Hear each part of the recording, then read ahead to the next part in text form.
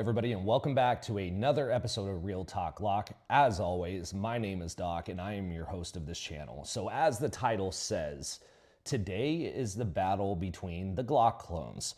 Now, everybody knows that the market about 5 years ago became highly saturated, okay, by firearm manufacturers that had used the Glock Gen 3 patent.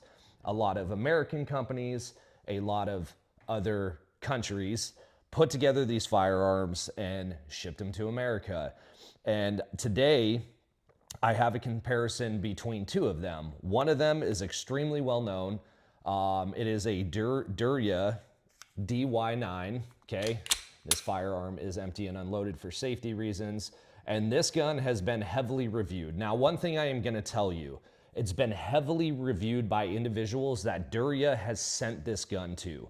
The one thing that Dura and Rock Island Armory are really good at is marketing. And I want to be very transparent with you. This weapon I purchased with my own money many years ago. I am not associated with Dura. I'm going to give you my honest feedback on the DY9. I have no money ties to them. So quite frankly, their opinion on this video is not going to matter to me in the slightest.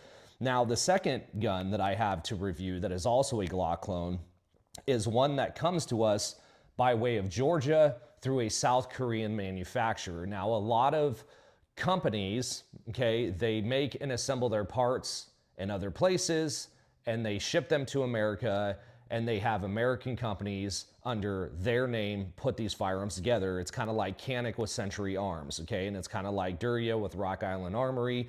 Well, this gun that I'm about to show you, I've seen nothing online about it. It's an extremely hard firearm to find. And it's one that I don't think a lot of people know about and appreciate, but I think a lot of you today will. And that is the Alpha Foxtrot C9. Okay, so Alpha Foxtrot is a company that is assembled in Duluth, Georgia by parts that come from South Korea through a company that is a defense contractor that makes a lot of firearm components for a lot of different manufacturers, okay? Now, there are two extremely different feats about these guns right off the rip, okay? Your Dura has the standard polymer frame, standard steel slide. There are some little cool upgrades that the DY9 has, and that is obviously the upgraded sights, okay, and that orange one in the front that I'm a real fan of. Plus also too, they do have front side serrations, and they do have a texturized gas pedal right here. The grip is pretty consistent in my opinion with a Glock feel, minus this little ledge right here that I could probably live without it, to be honest with you. It's not a make or break for me. The one thing that this gun has been talked about is that it's based on parts Gen 3, parts Gen 4. Okay, so I'm gonna do a little breakdown to kind of show you this in YouTube. This is not me manipulating this firearm. This is me simply showing it for aesthetics. So the first thing is gonna be this mag release is not reversible. Okay, this firearm is not set up for ambidextrous slide stop. But it does have your little enhanced slide stop right here that you can really get an extra portion of your finger on. So that is pretty cool. This firearm did come with extra back straps, but it is limited to just this two sections with no enhanced beaver tail.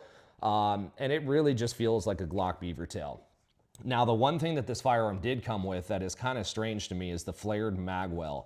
I'm not a fan of flared magwells, but I'm gonna show you something right now that I do kind of appreciate. So this firearm is kind of similar to the Glock 19 in the fact of its layout, size, and weight. However, I want to be 100% clear with you right now. If you purchase this firearm, it will not fit your Glock holster. If you have a Safariland or you have an Alien Gear holster, you are SOL, and you have to get one that's custom made for this gun. This slide is a bit wider, and the frame is definitely a bit thicker when it comes into slotting the trigger guard in. It's not going to fit a Glock holster. Now, with that said, with the magwell in, I have a standard unloaded, okay, you can see the orange in the front, Glock 17 magazine. Now, the one thing that's kind of cool about this is that magwell does create a spacer in there, so that way you have more of a grip where you're gripping the frame and not the magazine. Now, let's talk about that for a second because it's very important. Now, we've seen people who, they run Glock 17 mags in a 19 platform, true 19 platform, and they stick out quite a bit. Now, what happens is, people have a tendency of using the bottom side of the magazine as a grip. And when you're doing that, you're manipulating the tension on the spring, and you have a really high propensity, big words that most people don't understand, to have a failure to feed from the magazine side, because that little twist on the magazine is going to change that depth just enough that when it enters the feed ramp, it jams up every single time. So there are some companies that sell the spacer rings, or to be honest with you, you could also just get a Glock 19 magazine and get like a Warner extension on it that's flush fish, and you'll be fine. But let's keep going with the DY9. So the DY9, like I said, the sights are impeccable in my opinion. I wish that Glock came standard with these. These are the orange glow, green glow. They're pretty awesome at night. I've done some shooting at night with this gun, and it does pretty good. Now, when we break down this gun and we talk about the components, right? It's a standard Glock cruciform trigger. It's very, very standard. Everything, including to where the slide meets the frame, with the slide block, everything is almost inherently exactly the same. I see no obvious differences without pulling apart this firearm any further. Now, when we talk about Gen 3 versus Gen 4, what do you see here? Well, you see a Gen 4 recoil rod, which actually is just a tad bit longer than the standard OEM version from Glock, and it is a tad bit heavier. Now, the firing pin safety, the firing pin breakdown from the back plate, it is all essentially the same. The one biggest difference also is going to be the ejector or extractor is significantly different. Now, this firearm on the MOS model, or the optics ready model, which this one is not, has a loaded chamber indicator right in the center of the optics plate that when you rack around, it will actually lift up. So you have to use the DY9 special plates that have the notch that allow the loaded chamber indicator to come up. And to be honest with you, I bought this pistol for 99 bucks from a buddy of mine who said he never shoots it and just wanted 100 bucks. So I bought it from him. This is not a firearm I would want to put a red dot on, because in my version, it's just a cheap Glock clone that's fine to shoot at the range. Yeah, it shoots and goes bang every time. I would trust it maybe in a self-defense situation, but this would not be a consistent EDC or duty carry. But on the flip side, if there was no other gun in the world that I could carry, I would have a little bit of confidence in this. So very standard, goes back together just like a Glock.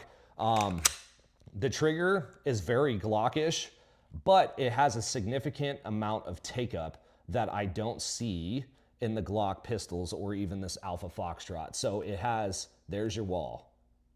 Bam, okay? Now the reset is right there. So that's pretty cool. It's really, really close reset that I feel is a little bit better than Glock's reset. And so that makes for faster follow-up shots if that's the way that you train. The one thing about this firearm that is pretty cool, and it's also the exact same as the Alpha Foxtrot, and this is something that nobody notices and talks about. So with all your compact frame firearms, you have flashlight options on your weapon. You have duty lights, as they're called. So a majority of the time, something like this, you're going to run a TLR7.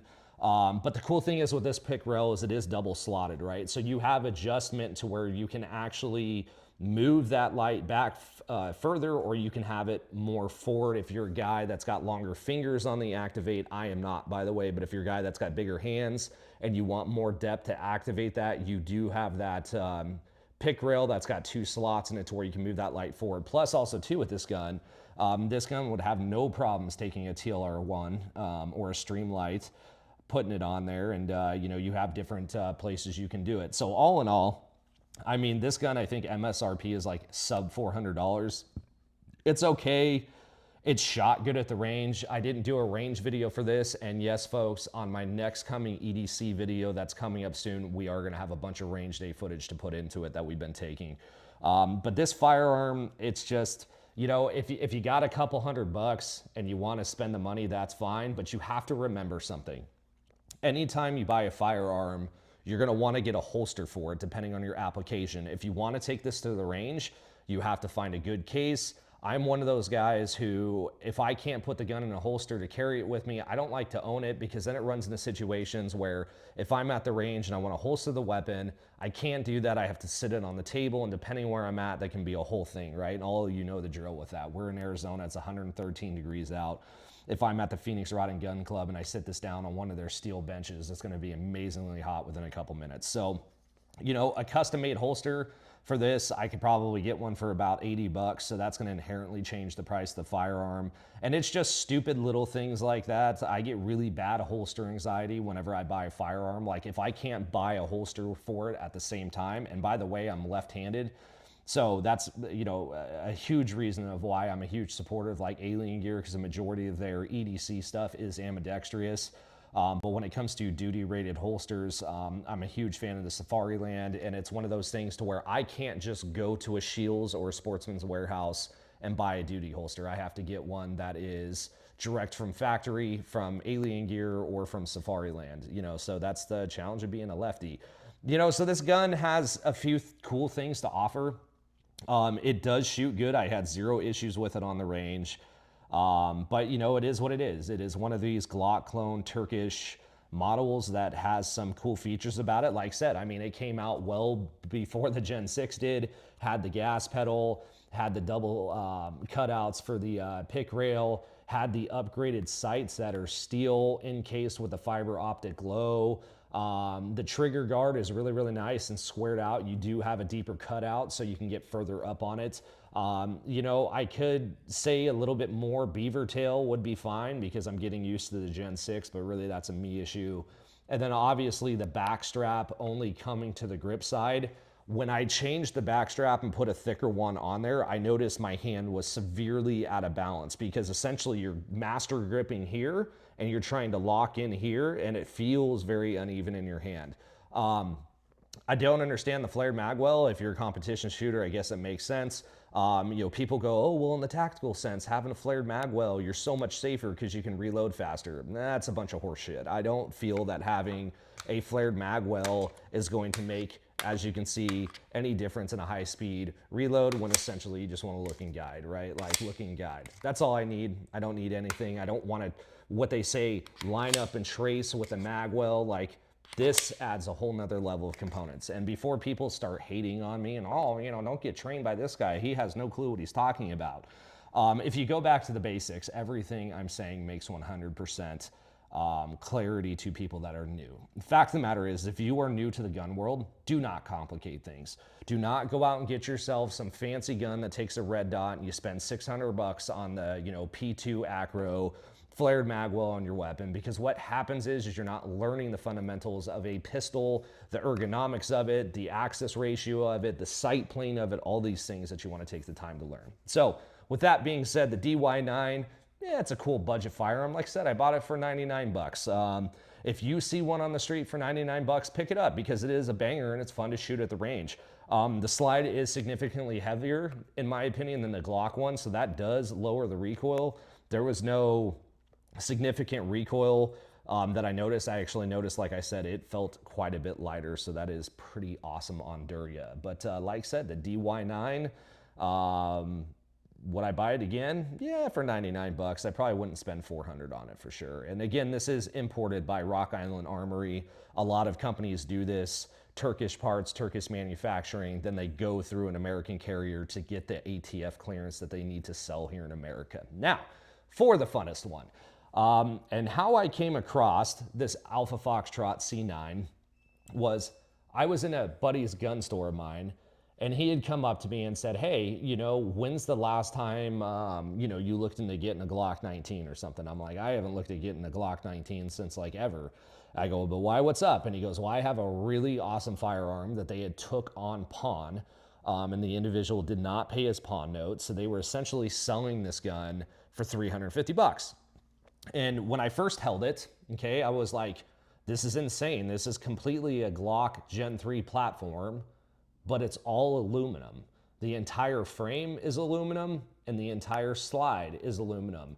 The barrel is stainless steel, and it is essentially a Gen 3 minus a few differences, okay? Now, the biggest one I can tell right off the rip is going to be the mag release. The mag release is a screw-on version, non-ambidextrous, that's inherently similar to what we see in the 1911.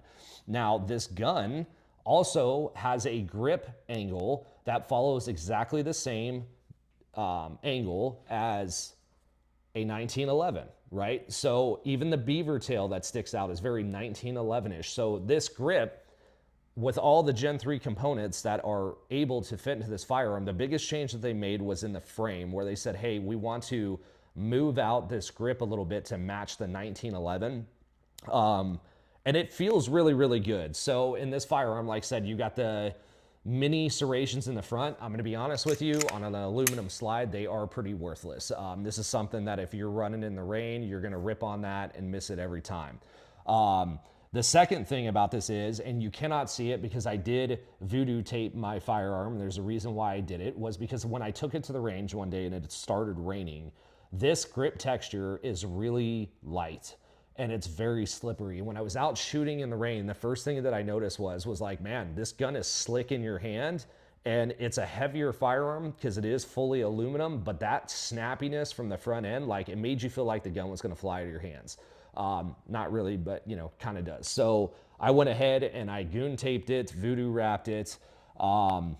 This firearm does come with a version of the gas pedal that's got this little lip right here that makes it to where you can really catch onto it, but it's non-textured, so it's slick, right? So I would recommend, you know, if that's a problem for you, just get some, like, you know, cool kid 90s skateboarder tape, slap a little bit on there, and it'd fix it pretty good. The second thing to note too is this also does have the 2-slot pick rail that gives you the ability to use a different variants of lights. It does use the standard Glock sights, but here's the biggest difference. These ones that come from Alpha Foxtrot are steel. And they're not that bulky white U that just kind of gets in your face. They're actually pretty awesome.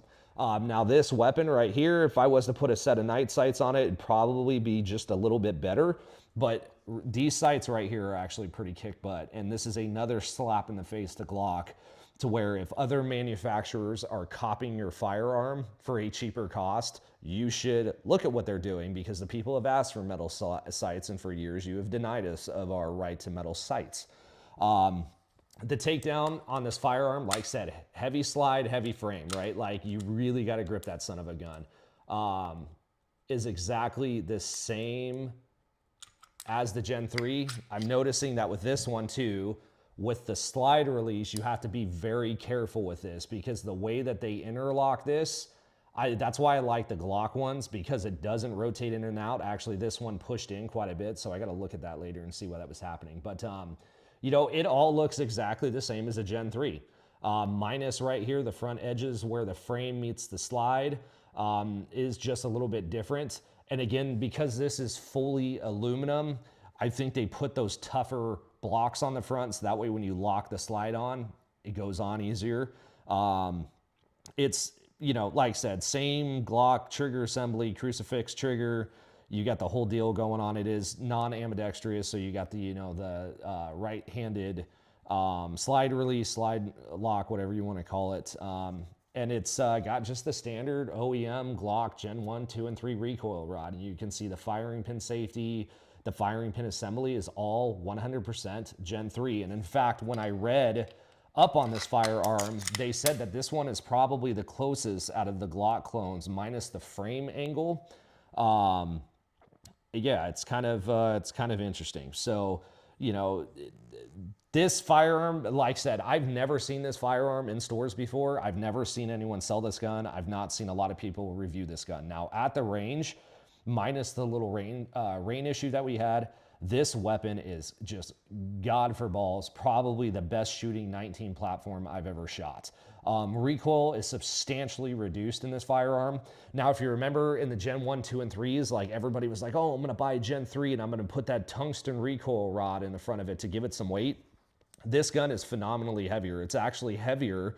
When I weighed these, it is a whole ounce heavier loaded than my Glock 2145 loaded is.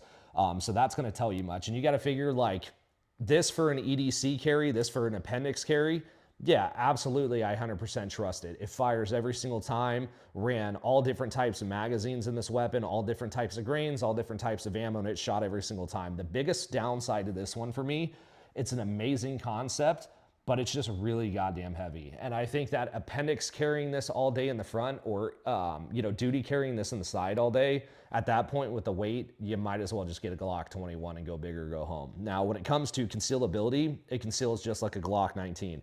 This gun does run in my Safariland Glock 19 holsters, and it does run in my Alien Gear Glock 19 holsters. So just to be clear here is that this is closer to the Glock Gen 3 than its retarded sister, the DY9.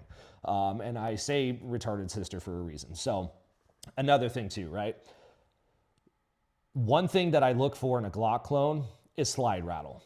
So this right here, I don't even think you can hear the slide rattle, okay? It's very, very minimal, if at all, and it's really just the customary. Plus, this slide is on there, right? Like, you have to put down some effort to really get it in, okay? The DY9 rattles. Hear that? So if you're running, you're like jamming to your own beat while running. That's a buzzkill, 100% right off the rip for that firearm. One of the things about holsters that I look for is how locked in they are, and this is where I think Alien Gear on the duty retention holsters got it wrong, especially on their level 3 holster. So Alien Gear, if you're listening, and I know you are because you guys sent me a great email a couple of days ago, and thank you for the opportunity, but hard pass to sponsors. Their duty rated holsters, especially that are dependent on light lock-in, are horrible, okay? You're running down the road, the gun's moving the whole time, you can hear it tick, tick, tick, tick. You don't have those issues with Safariland. I think, like I said, Alien Gear, since you're listening, please fix that, and then send me an upgraded version, and yeah, I'll talk about it. But yeah, that rattle right there is just godforsakenly awful. Like, you don't have that right here. So that to me is a quality control issue. That to me, in my opinion, is, they slapped these firearms together as fast as possible. They didn't care about the mil spec. They didn't care about any of that. When I talk about mil spec, I don't mean military spec. I mean literally the milling of the steel to make this house flawlessly. There's just a lot of play in it, right? And, that kind of stuff post SIG 320 makes me nervous because, one of the biggest issues with the SIG 320 going off by itself is the fact that the slide moves so much and lets that sear go and lets that firing pin go. And it's a problem. So something like that, I'm kind of like, ooh boy.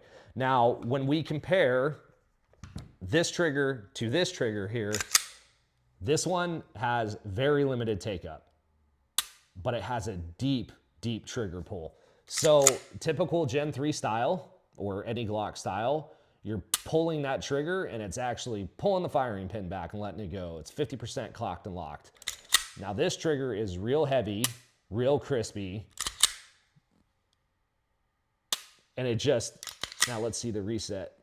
And it's also got a longer reset than the DY9. So if I have to make a professional and, awesome sauce opinion to you guys, the DY9 trigger is phenomenally better. This one, I think the reason why it is so tight, as I would call it, is because it is sitting in a aluminum frame and it had to be built that way, because it's in an aluminum frame. Now, some of the negative reviews that I've heard online about this gun, and several other manufacturers, by the way, in the past have done this, where they create these Glock Gen 3 clones and they do it with aluminum frames, is depending on how these frames are lathed, do they run them through an ultrasound after to check micro cracks? What do they do to ensure quality control? From everything that I've read, they do every single piece of quality control flawlessly, and that's why these guns don't explode when you run plus P rounds. Now, I did run plus P rounds through this firearm, and there wasn't any inherent issues with the slide blowing up or doing anything funny, and I apologize that my dishwasher decided to sing to us during this. But the slide didn't crack, and I'm assuming that is a testament to the coating that they use, which does reinforce that aluminum probably, and they're also probably ultrasounding all their frames that come out to check for spider webbing cracking inside the aluminum cast. You know, the stainless steel slide, that's pretty cool. It's very lone wolfish, right? Like a lot of us that are in the Glock world, Lone Wolf was the best aftermarket manufacturer for barrels like ever. And in my opinion, they still are. Now, when I looked at the specs for the barrels on either one of these are very just standard Gen 3 barrels. They're not like the Marksman barrel. They're not any kind of upgraded groovings. It's just the same as the standard Gen 3s, you know? So again, like this firearm here, the DY9 from Derya, imported through Rock Island Armory. I would say that this is a fun take to the range and have a lot of fun and shoot. Don't really care if it breaks. I'll just buy another one for a couple $100 kind of gun. But this would not be a concealed carry or an EDC gun for me by any means, because you're walking into a store going like this. Now this firearm, absolutely, if I had to duty carry it or if I had to conceal carry it and there was nothing left in the world, then yeah, I would absolutely choose this one for sure. You know, putting the weight aside, that's about the only complaint I have about it. But if you are going to find one of these Alpha Foxtrot C9s or the AF-C9, definitely get yourself some goon grip tape, because you are going to notice right away when you grab that grip that there is virtually nothing there. It is very, very light texturing on a aluminum gun, leads to disaster if you're in the middle of a monsoon, which we've been getting every day in Arizona for the past week. Yeah, so, you know, pretty much that's it. Both of them take OEM Glock mags. Like I said, with this one, you're going to have, you know, your cutout length here, and also too, this mag well here is etched out, so that way you do have more room to pull the mag out if it's flush fit. Again, not really something that's necessary to me that makes a big deal on the make or break scale. I quite honestly don't care either way. So, you know, and back to it. Derya takes standard Glock magazines, OEM Glock mag in there, okay. You know, Glock 17 mag fits in there pretty good, drops out just the same. You know, so that's pretty much all I got. So like, share, subscribe, comment. You all know the drill. Like I said, we are a few days into our first raffle with the Glock 48 that is in my previous video. So if you don't know what I'm talking about, go to the previous video where I compare the 19 and the 17. There is a code word in there. That code word gets you entered into a raffle to win a Glock 48.